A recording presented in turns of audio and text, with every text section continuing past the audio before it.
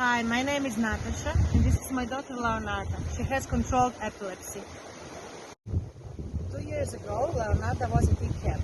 This was the best and the most beautiful decision for us, and for Leonarda, this was the best experience ever. When they called me and suggested me camp, I was happy but afraid.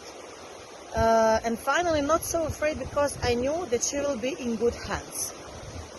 Leonarda was always just with us, with her sister, mom, dad, grandma, grandpa, and with all security that we give to her. And we were afraid how would she manage without us and without that security that we. But in camp, she didn't feel lonely. She was always with someone.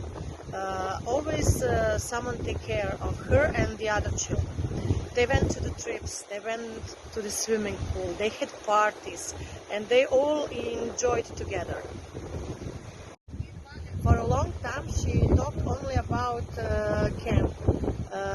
Her new friends and Christina and Mirela, Monica and Masha, and we constantly had to look photos from the camp. Unfortunately, because of the new normal, last year wasn't